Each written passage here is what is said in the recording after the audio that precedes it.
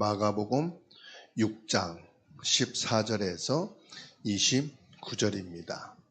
이에 예수의 이름이 드러난지라 헤롯 왕이 듣고 이르되 이는 세례 요한이 죽은 자 가운데서 살아났도다. 그러므로 이런 능력이 그 속에서 일어나느니라 하고, 어떤 이는 그가 엘리야라 하고, 또 어떤 이는 그가 선지자니 옛 선지자 중의 하나와 같다 하되, 헤롯은 듣고 이르되 내가 목벤 요한 그가 살아났다 하더라. 전에 헤롯이 자기가 동생 빌립의 아내 헤로디아에게 장가든 고로 이 여자를 위하여 사람을 보내어 요한을 잡아 옥에 가두었으니, 이는 요한이 헤롯에게 말하되 동생의 아내를 취한 것이 옳지 않다 하였음이라. 헤로디아가 요한을 원수로 여겨 죽이고자 하였으되 하지 못한 것은 헤롯이 요한을 의롭고 거룩한 사람으로 알고 두려워하여 보호하며 또 그의 말을 들을 때에 크게 번민을 하면서도 달갑게 들음이러라. 마침 기회가 좋은 날이 왔으니 곧 헤롯이 자기 생일에 대신들과 천부장들과 갈릴리의 기인들로 더불어 잔치할세, 헤로디아의 딸이 친히 들어와 춤을 추어 헤롯과 그와 함께 앉은 자들을 기쁘게 한지라. 왕이 그 소녀에게 이르되 무엇이든지 내가 원하는 것을 내게 구하라, 내가 주리라 하고, 또 맹세하기를 무엇이든지 네가 내게 구하면 내 나라의 절반까지라도 주리라 하거늘, 그가 나가서 그 어머니에게 말하되 내가 무엇을 구하리까? 그 어머니가 이르되 세례 요한의 머리를 구하라 하니, 그가 곧 왕에게 급히 들어가 구하여 이르되 세례 요한의 머리를 소발에 얹어 곧 내게 주기를 원하옵나이다 하니, 왕이 심히 근심하나 자기가 맹세한 것과 그 앉은 자들로 인하여 그를 거절할 수 없는지라. 왕이 곧 시위병 하나를 보내어 요한의 머리를 가져오라 명하니, 그 사람이 나가 옥에서 요한을 목베어 그 머리를 소반에 얹어다가 소녀에게 주니, 소녀가 이것을 그 어머니에게 주니라. 요한의 제자들이 듣고 와서 시체를 가져다가 장사하니라. 아멘. 오늘 말씀은요, 마가복음 6장 14절에서 29절 말씀이에요. 세례 요한의 죽음이죠. 이 세례 요한의 죽음을 통해서 저는 그리스도인의 삶을 살펴보게 됐습니다. 빌립보서 4장 7절에 말씀하셨어요. 너희는 마음과 생각을 지키시리라. 너희 마음과 생각을 하나님이 지키신다. 어려움 당할 때 가장 중요한 것이 뭐예요? 복음의 생각이에요. 내가 어떤 생각을 하느냐가 참 중요하단 말이에요. 내가 별 볼 일 없다고 생각이 들 때가 있어요. 내가 이런 일을 해도 되는가? 내가 무엇을 하며 살아가야 할까? 이런 생각이 들 때가 있을 겁니다. 이런 때마다 저와 여러분들은 하나님 앞에 서야 돼요. 하나님 앞에서 내 인생을 볼 때 내가 나를 보면 하찮, 부족한, 우리 가정에서나 일하는 현장에서나 내가 나를 볼 때에 참 연약한 존재예요. 그러나 하나님 앞에서 나를 볼 때 내가 얼마나 중요한 사람이냐, 오늘 성경 말씀에 세례 요한이 죽었어요. 왜 세례 요한이냐면은 세례를 베풀었다 해서 세례 요한입니다. 원래 이름은 요한인데 세례를 베풀고 또 예수님께 세례를 준 사람이 요한입니다. 그래서 이 요한을 가르쳐 세례 요한이라 부릅니다. 예수님이 오셨을 때 예수님을 보고 이 요한이 한 말이 저분은 우리를 구원하시기 위해 오신 메시아라 말을 했어요. 그리고 헤롯 왕이 자기 동생의 아내를 빼앗아서 자기 아내로 삼았을 때 그 세례 요한을 비난하고 옳지 않다라고 지적한 사람이 누구냐? 이 세례 요한이었어요. 마태복음 11장 2절에 요한이 옥에서 그리스도께서 하신 일을 듣고 제자들을 보내면서 예수께 여짜오되 오실 그이가 당신이오니까 우리가 다른 일을 기다리오리까. 4절에 예수께서 대답하여 이르시되 너희가 가서 듣고 본 것을 요한에게 알리라. 이 세례 요한이 예수님이 메시아임을 증거했으면서도 유대 종교로부터 배척을 당하고 바리새인들로 하여금 핍박을 받고 이런 많은 이런 고난과 어려움 속에 있는 것을 보고 진짜 이 예수님이 메시아로 오신 것이 맞느냐 이 부분에 대해 의심을 했어요. 당신이 정말로 하나님으로 오신 그리스도가 맞느냐? 유대민족을 구원하고 인류를 구원할 구원자로 오신 것이 맞느냐? 이 부분에 대한 의문점을 제자들을 보내어서 확인하게 됩니다.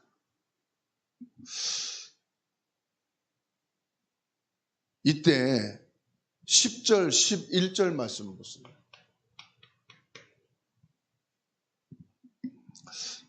예수님이 말씀합니다. 기록된 바 보라 내가 내 사자를 내 앞에 보내노니 그가 내 길을 내 앞에 준비하리라 하신 것이 이 사람에 대한 말씀이니라. 누구예요? 요한이. 예수님이 이 땅에 오시기 전에 먼저 요한을 보내어서 주님의 길을 알리고 모든 사람으로 말미암아 성령으로 잉태해 오실 메시아 예수님에 대해서 증거할 사람이다. 그런데 11절에 내가 진실로 너희에게 말하노니 여자가 낳은 자 중에 세례 요한보다 큰 이가 일어남이 없도다. 그러나 천국에서는 극히 작은 자라도 그보다 크니라.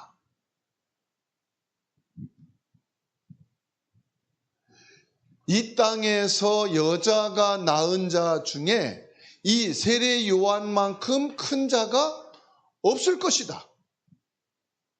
그렇지만 오신 메시아 그리스도이신 예수님을 의심한 그 믿음을 가지고는 천국에서는 지극히 작은 자다.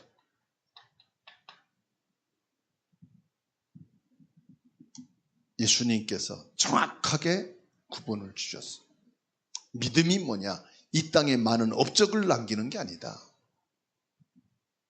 이 땅에 큰 역사를 이루고 많은 열매를 맺는 그것이 믿음이 아니다. 진짜 믿음은 뭐냐? 예수님이 메시아로 오신 참 구원자인 그리스도로 믿는 것이 진짜 믿음이다. 여기에서 우리에게 지금 예수님이 믿음이 뭐냐 하는 것을 정확하게 말씀하시오. 믿음이 뭐라고요? 예수님이 바로 창세기 3장 15절 여자의 후손으로 오신 바로 그분이시다. 예수님이 바로 이사야 7장 14절 말씀하신 성령으로 잉타해 오신 바로 그분이시다. 예수님이 누구냐? 마태복음 1장 21절에서 23절 우리를 죄에서 구원할 자이시며 하나님이 임마누엘로 친히 오셔서 우리와 함께 하시는 그분이시다. 이분이 바로 요한복음 1장 14절 육신을 입고 오셨다. 그래서 뭐 했습니까? 이분이 바로 마태복음 28장 1절에서 20절 십자가에 못 박혀 죽으시고 부활하시고 승천하셔서 하나님 보좌에 앉으신 분이시다.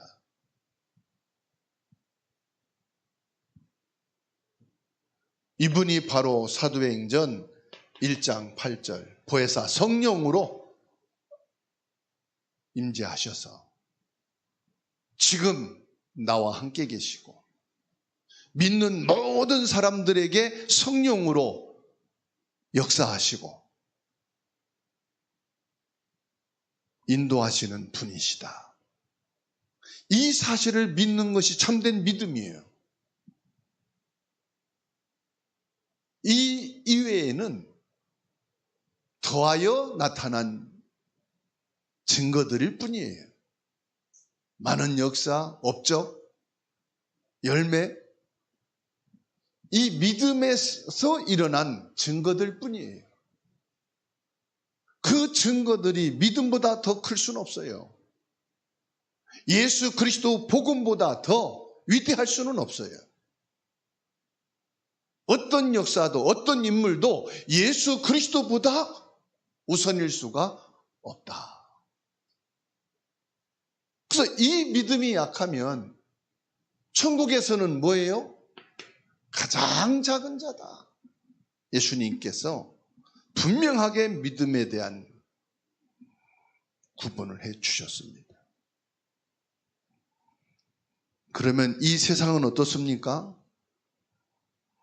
하나님을 떠난 사람들은 하나님을 당연히 싫어하게 돼 있어요. 세상은 복음을 미워하게 되어 있어요. 자, 그런다고 입을 닫고 조용히 내 신앙만 지키고 살아야 됩니까? 이 복음을 싫어하는 세상에 예수 그리스도의 복음을 증거하는 것이 그리스도인의 삶인 줄 믿으시기 바랍니다. 요한복음 16장 11절에 심판에 대하여라 하면 이 세상 임금이 심판을 받았습니다.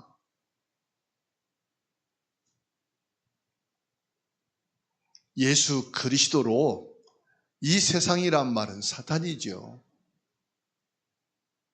예수 그리스도 이름으로 사단의 권세는 꺾였다 이 말이에요.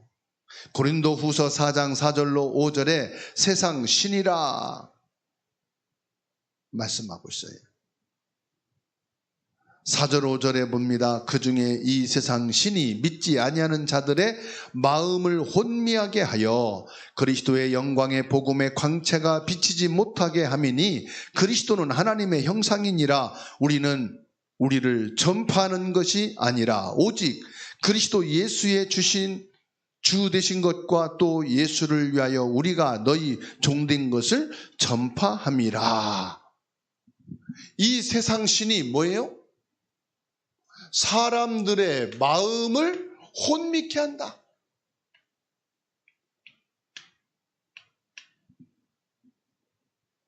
마음을 혼미케 해서 뭐 하게 한다고 했습니까? 그리스도의 영광의 복음이 비치지 못하게 한다. 그 마음에 이 세상 신,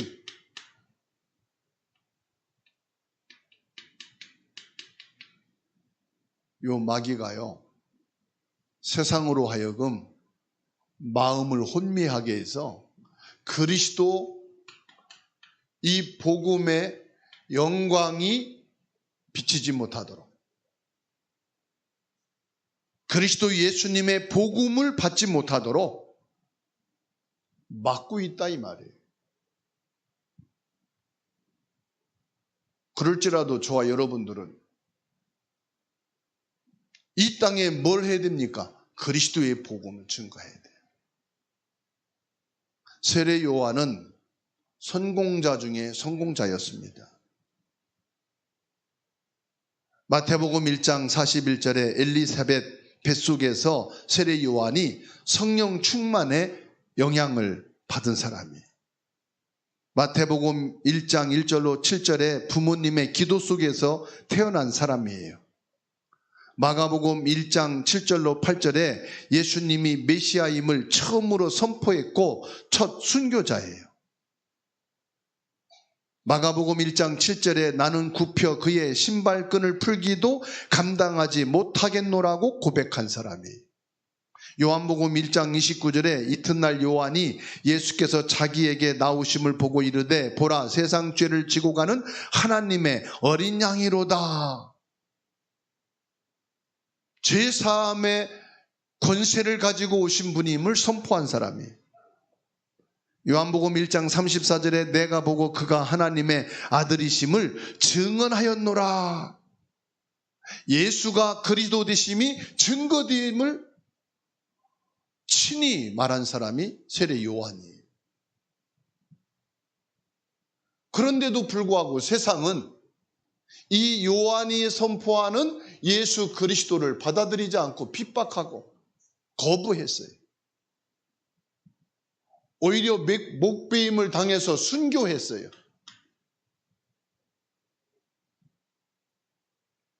그리할지라도 세상은 그리스도를 싫어하고 미워할지라도 그리스도인의 삶은 뭐냐?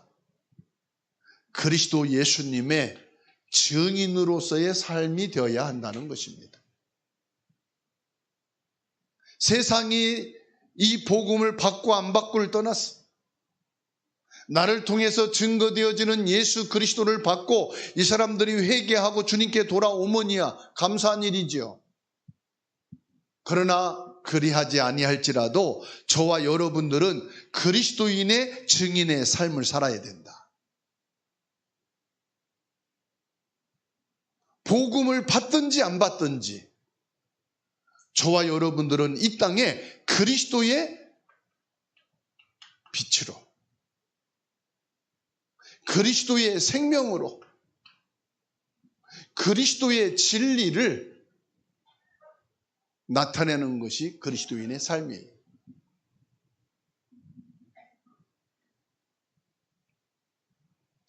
어둠 속에는 일을 하든 불을 켜놓고 잠을 자든 빛이 있어야 돼요. 여러분 집안에 음식을 아무리 싱겁게 먹어도 양념통에는 항상 소금이 준비되어 있어요.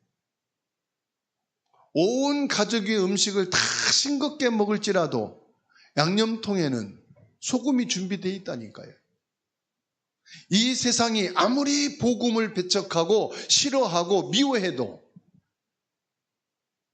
이 세상에는 그리스도인이 있다는 사실.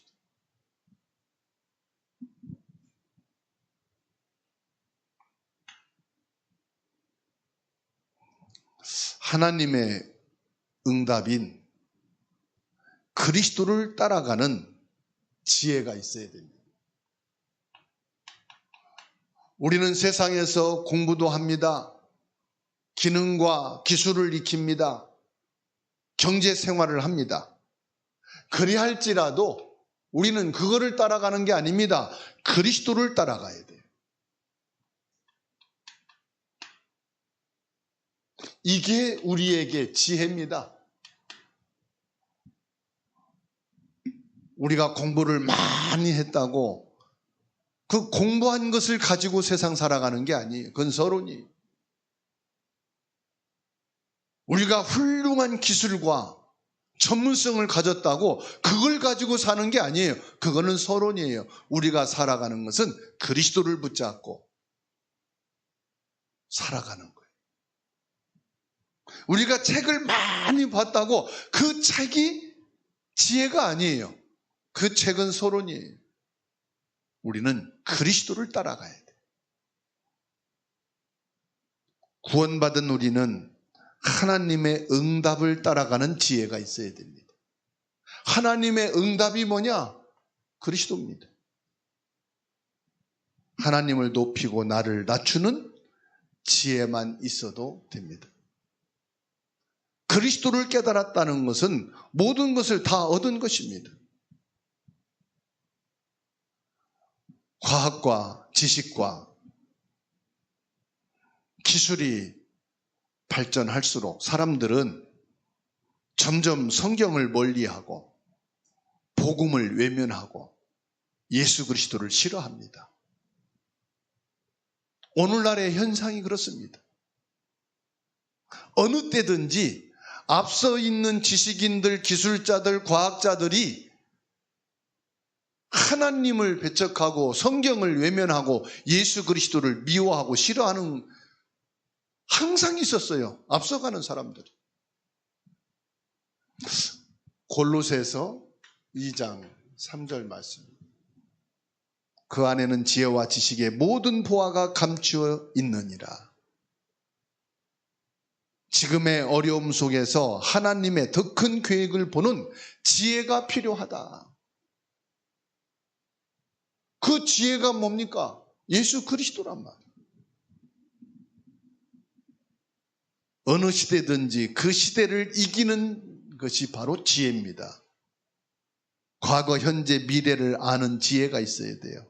세상과 종교를 보고 속을 필요가 없습니다. 세례 요한과 스데반의 죽음은 끝난 것이 아닙니다.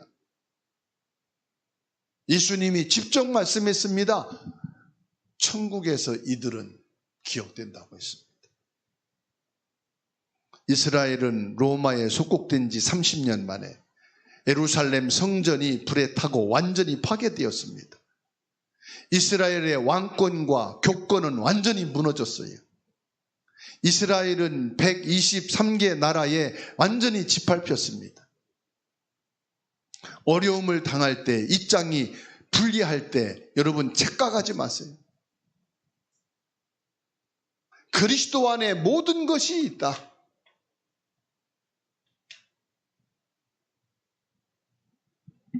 골로새서 2장 7절에 그 안에 뿌리를 박으며 세움을 받아 교훈을 받은 대로 믿음에 굳게 서서 감사함을 넘치게 하라.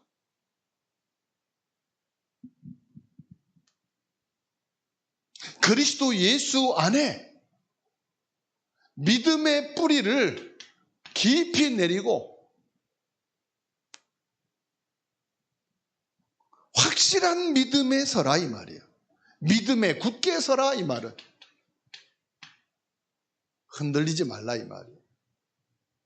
세상 학문 앞에서, 지식 앞에서, 기술 앞에서, 경제 앞에서 속지 말아라. 잠언 9장 10절에서 말씀하고 있어요. 여호와를 경외하는 것이 지혜의 근본이요 거룩하신 자를 아는 것이 명철이니라.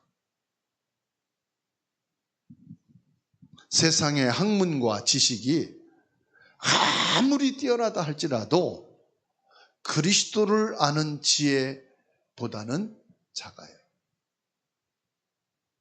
이 모든 인류 역사, 모든 이 세상의 흐름은 대단한 것처럼 보이죠. 그러나 그리스도보다 높진 않아요. 왜요? 그것은 다 끝이 있다는 사실. 여러분, 세상이 아무리 위대하고 대단해도 세상은 뭐가 옵니까? 한계가 있다는 사실이에요. 이 세상 것은 바벨탑처럼 무너지는 때가 있다 이 말이에요. 세상의 학문과 지식과 경제와 기술을 생명과 진리처럼 믿고 따르는 어리석은 자가 되지 말라 이 말이에요.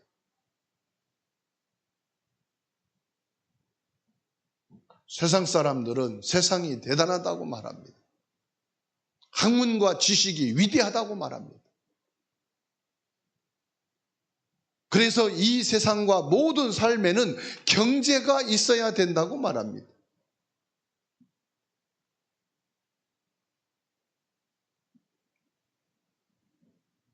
끝이 있다니까요. 히브리서 9장 27절에 사람이 한 번 태어났다가 죽는 것은 정한이 있지요. 후에는 심판이 있어집니다. 그래서 저와 여러분들이 이 세상을 살면서 그리스도 하나님이 주신 응답을 따라가야지.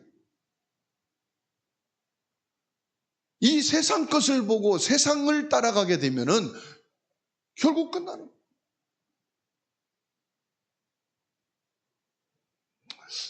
이런 때일수록 우리가 신앙생활을 하는데 많은 유혹이 오죠. 현실 앞에서 흔들릴 수도 있어요. 절대로 속지 마시기 바랍니다. 그리스도를 따라야 됩니다. 하나님이 우리에게 주신 응답, 하나님이 이 세상에 주신 응답, 예수 그리스도 이 복음 안에 모든 것이 있음을 믿고 오직 그리스도를 따르는 축복이 있기를 바랍니다. 그리스도인에게는요, 올바른 지혜가 필요합니다. 지혜 중에 지혜가 뭡니까? 예수 그리스도를 아는 게 아니에요. 아, 나는 예수 그리스도가 필요한 사람이다. 이것을 아는 지혜자가 되시기를 주의 이름으로 축원합니다. 그래서 잠언에서는요, 너의 명철과 너의 지혜를 의지하지 말라. 하나님을 아는 지혜자가 되라. 예수 그리스도를 아는 지혜가 나에게는 진짜 예수 그리스도가 필요하다. 오늘날 가정교육에서 최고의 학문, 최고의 지식, 최고의 기술, 많은 스펙을 쌓게 하기 위해서 어린 나이에서부터 부모들이요, 자녀들에게 모든 걸 투자합니다. 시간을 투자하고 경제를 투자하고 정성을 투자하고 인생을 투자해가지고 스펙을 쌓아야 좋은 것을 얻을 수 있으니까요. 다 하는데 참 지혜가 부족해. 2%가 부족하단 말이 그거예요. 참 지혜가 없어. 가정, 사건, 자신을 그리스도로 보는 지혜가 있게 되기를 주의 이름으로 축원합니다. 모든 게 다 있어도요, 우리 인간은 창세기 1장 27절 하나님의 형상으로 지음받은 자요. 2장 7절 하나님의 생명을 소유한 자요. 그래서 우리 인간에겐 뭐가 필요합니까? 예수 그리스도가 내게 필요한 영적인 존재라는 것을 알아야 돼. 아무리 맛있는 음식만 찾아다니며 전국 세계를 다니며 먹어도요, 언젠간 죽어요. 몸에 좋다는 좋은 것은 다 보약이든 약이든 건강식품 다 사다가 쟁겨놓고 먹어도요, 늙어요.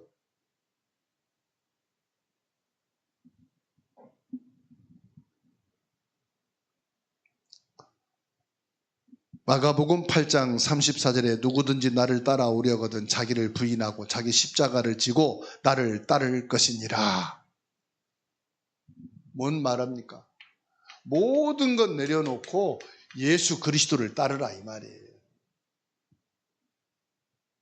내가 가장 좋아하는 거, 내가 제일로 신뢰하는 거,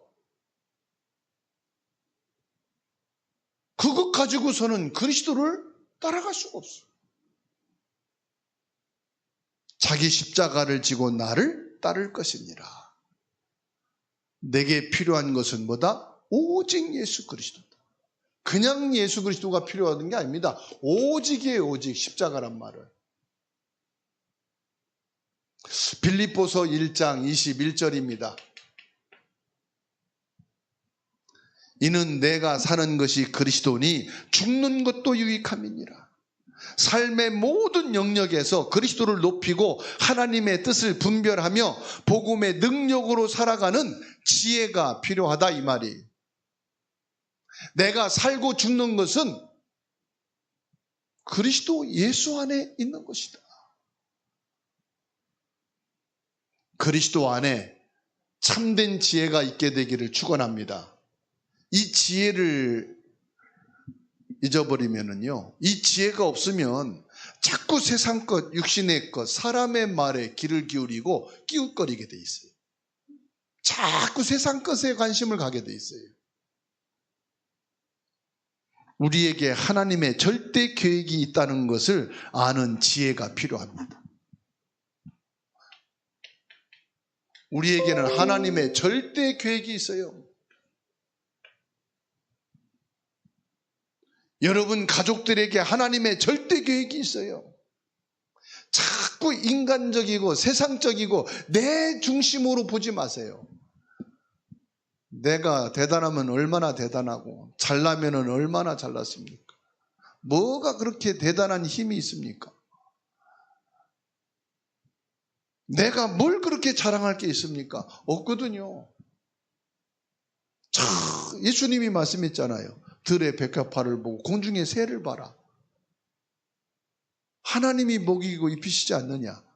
저 미생물인 곤충, 개미에게도 하나님 계획이 있는데 내가 뭐라고 우리 가족을 향해서 원망하고 저주하고 하나님 절대 계획을 봐야지. 그게 믿음인데 내 생각, 내 지혜만 가지고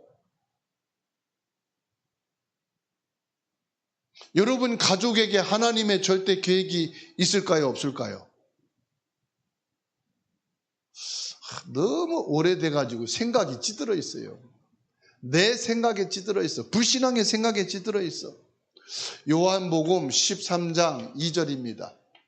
가룟 유다의 마음속에 예수 팔려는 생각을 집어넣었다. 마귀가 집어넣은 내 생각을 가지고 그게 옳대. 내 생각이. 마귀 생각이요.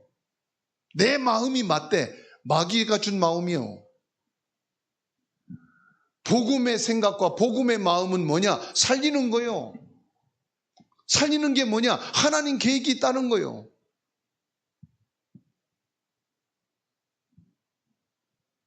세례 요한이 억울하게 죽었어요. 비참하게 죽었다고 볼 수 있어요. 절대 아닙니다. 하나님의 계획대로 죽은 거예요. 세례 요한이 더 이상 오래 살면 안 돼요. 예수님보다 더 오래 살면 안 돼요. 예수님이 오실 길을 준비한 자이기 때문에 미리 가야 돼요. 살고 죽는 것이 어디에 있습니까? 하나님의 절대 계획인데. 보약을 먹고 그 어떤 것을 해도요, 하나님 계획이면 부르면 가셔야 돼요. 내가 가고 싶고 빨리 가고 싶어도 하나님이 안 불러가면 살고 있어야 돼요.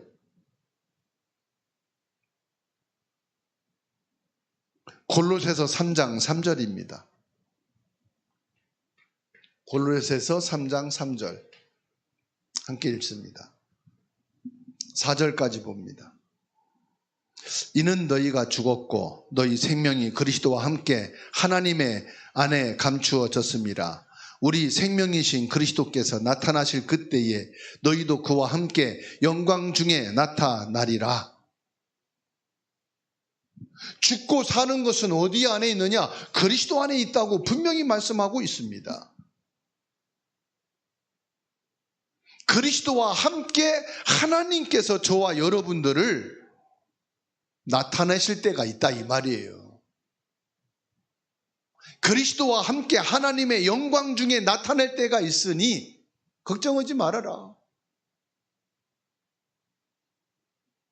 그래서 저와 여러분에게는 참된 지혜가 필요합니다.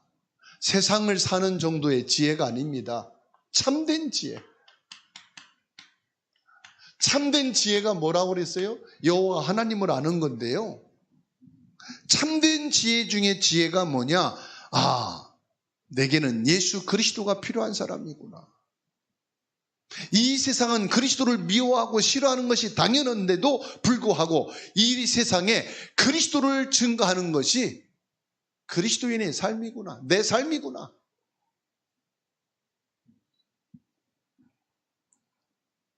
참된 지혜 중에 지혜가 뭐라고요? 하나님을 아는 거예요. 궁극적인 지혜는 십자가에 달리신 예수 그리스도 안에 있는 거다 이 말이에요. 그래서 고린도전서 1장 24절입니다. 고린도전서 1장 24절에 오직 부르심을 받은 자들에게는 유대인이나 헬라인이나 그리스도는 하나님의 능력이요 하나님의 지혜니라. 참 지혜가 뭐요? 예수 그리스도 안에서 구원받은 거예요. 예수 그리스도로 내가 하나님의 자녀 된 것을 아는 것이 지혜 중에 지혜예요. 그래서 저와 여러분들은 이 지혜를 가지고 그리스도인의 삶을 살아가는 겁니다. 저와 여러분들이 예수 그리스도 안에서 참된 지혜의 축복을 누리게 되기를 축원합니다. 예수 그리스도로 인한 참된 지혜가 우리 삶 속에 차고 넘쳐야 돼요. 유대인에게는 걸림돌이 되고 이방인에게는 미련한 것으로 보이지만은 십자가 사건은 죄인된 나를 구원하시는 하나님의 가장 완벽한 지혜 중에 지혜다. 그래서 그리스도인의 지혜는요, 십자가의 복음에서 시작된 것이. 그래서 오늘 저와 여러분들이 세례 요한의 죽음을 통한 그리스도인의 삶이 뭐냐?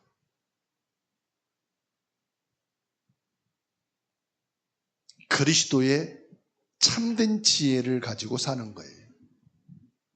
이 지혜자는 세상에 그리스도의 빛을 비추게 돼 있어요. 우리가 이 땅에 살면서 가장 필요한 게 뭐냐? 세상 사람들은 그리스도를 아는 참 지혜가 없기 때문에 돈이 있어야 된다, 건강이 있어야 된다, 성공해야 된다. 세상 것으로 가득 찼어요. 그래서 세상의 학문과 지식과 경제와 기술 이걸 가지고 멋있게 인생을 성공시키려고 하는 것밖에 없어요. 그런데 우리에게는 그리스도의 지혜가 필요하구나. 이걸 아는 것이 그리스도인의 삶이에요. 그리고 저와 여러분들은 예수 그리스도 안에서 이 지혜의 응답과 축복을 주셨기 때문에 풍성하게 누리고 이 지혜의 축복 안에서 한 주간도 승리하게 되기를 주님의 이름으로 축원합니다.